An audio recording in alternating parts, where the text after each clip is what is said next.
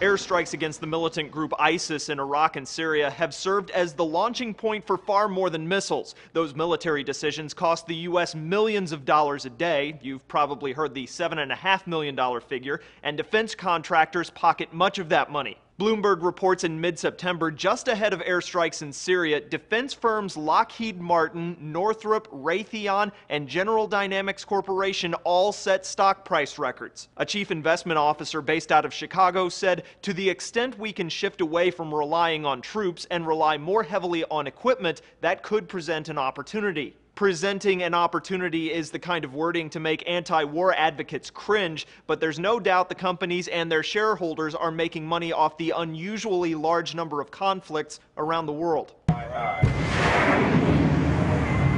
Take those videos the Navy keeps releasing of Tomahawk Land Attack Missiles being fired into Syria. They're manufactured by Raytheon. In its budget request for 2015, the Defense Department estimated it spent nearly $325 million on procuring 196 missiles this year, along with research, development, testing, and evaluation. That's an average of more than $1.6 million a missile. And then there's the F-22 Raptor fighter jet, a technological marvel that could both outpace and outmaneuver any of its predecessors, according to military officials. But the Lockheed Martin jet program saw plenty of scrutiny for a price tag in the tens of billions of dollars, and until airstrikes like this one in Syria, the $143 million per plane jets had seen no combat. That, of course, has critics pointing to what they call the cyclical nature of defense companies who both profit when the U.S. goes to war and donate to lawmakers' re-election campaigns. What are we buying with those billions of dollars?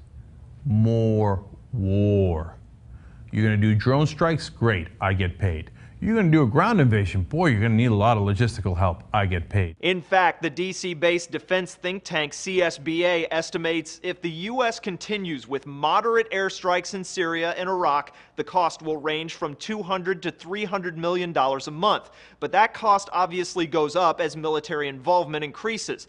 Plus, future costs depend to a great extent on how long operations continue. Military spending levels also depend on your point of view. Although the wars in Iraq and Afghanistan cost the U.S. well over $1 trillion, that's nothing compared to wars of a previous generation. Congressional Research Service estimates spending during World War II accounted for 37.5% of our GDP at its peak in 1945. That's compared to 4.3% for Iraq and Afghanistan. Last year, the Financial Times reported total spending on the war in Iraq sent $139 billion to contractors. That report followed a 2011 commissioned report to Congress that estimated somewhere between $31 and $60 billion was lost to contract waste in Iraq and Afghanistan. For Newsy, I'm Cliff Judy.